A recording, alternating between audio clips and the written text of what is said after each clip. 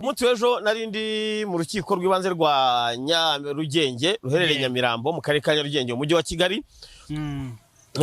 Ni ikibazo mfite ku bijyanye n'inkuru nakoze. Nta nubwo nje kwisobanura ahangaha ku mukire witwa Ndayisenga Materne biri mu rukiko biri mu rukiko nta kintu nje kubivugaho mureke ubutabera bukora akazi kabwo. Abarimo kubabwira bakabashuka bakabwira ngo nafunzwe, ntago nafunzwe, ndahari. Mureke ubutabera bukore akazi kabwo. Nagira ngo mbanze nkure icyo gihu n'abankurikiye babashe kubimenya. Kabiri, ikindi nshaka kuvugaho ndaza kuvuga ku bintu bijyanye no kuba biteye isoni n'agahinda kubona abantu bashobora kujya ku rukiko ku ahantu hakorera urwego nka ruriya rw'ubucamanza bagashinga kamera bagatukana, hari inzego ziri kubireba, ntago waheza bagatukana urashaka kuvuga ko urabyumva. None ikintu kiba gitangaje, yego, abakora ibyo bakakubwira ngo bakunda igihugu. Ariko baba bagikunze heza. Dore ikintu gihara ubu, ibyo bintu byose urubanza rwabereye mu ruhame.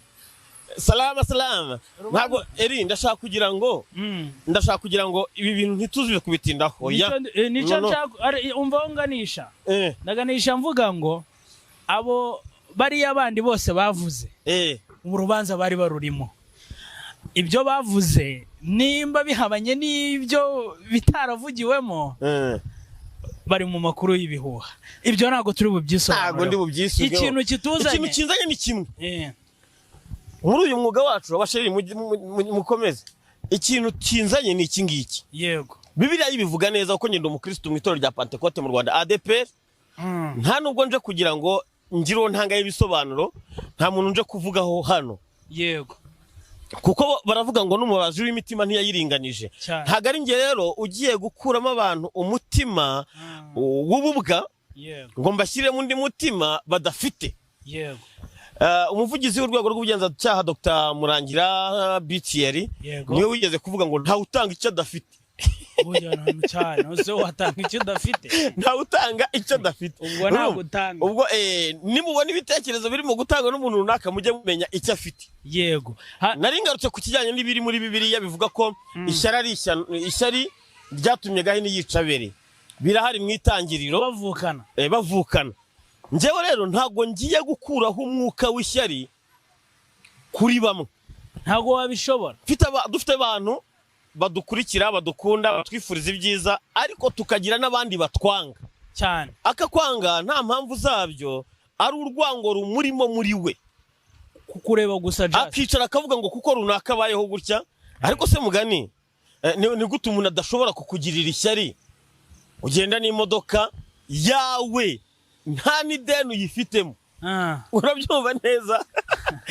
Ufite amasoko yabo wamamariza bagutuma ubaho umunsi ku wundi. Yego, ariko wowe kuko ufite ishyari uzakomeza ubyimbane n'iryo shyari ryawe kugira ngo ujye gukora ibyawe byaguteza imbere, ntuzabonye akanya kabyo. Buriya urabyumva neza. Ndabyumva.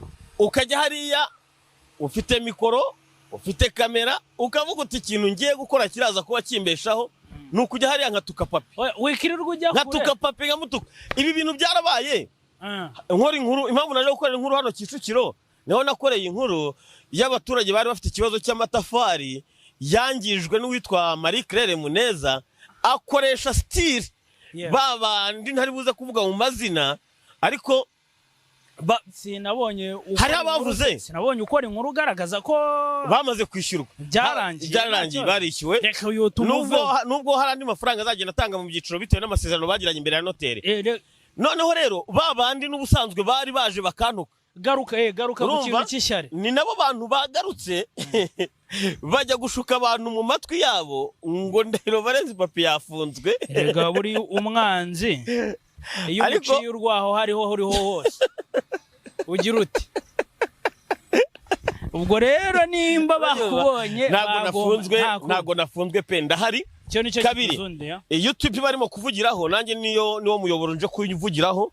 Iyi YouTube channel yanjye, urabyumva, na BTN nk'ikigo nkorera murarimo kumbona ari inkuru ndi kuzikora ari ibiganiro ndi kubikora, ntago ndi kubikora mfunzwe. Hanyuma ikibazo rero ikibazo gihari kubera iki aba bavandimwe ikibazo cy'ubukene bwinshi muri bo barakennye yaba ari mu bitekerezo byabo barakennye, yaba ari mu mikorere yabo barakennye, yaba ari n'ubumuntu muri bo barakennye. Urumva bakennye impande zose.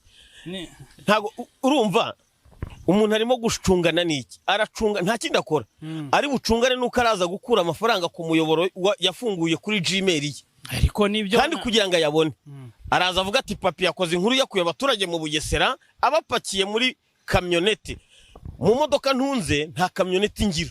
Yenda bavuga ko wayikodesheje, rega ntabwo narayikodesheje, babuza kuvuga kubera ishyari bafitemo. Ejo bundi bazavuga ko babashyize muri kontineri. Abaragiye umuvandimwe mwakoze ngo episode 1, episode 2, episode 3.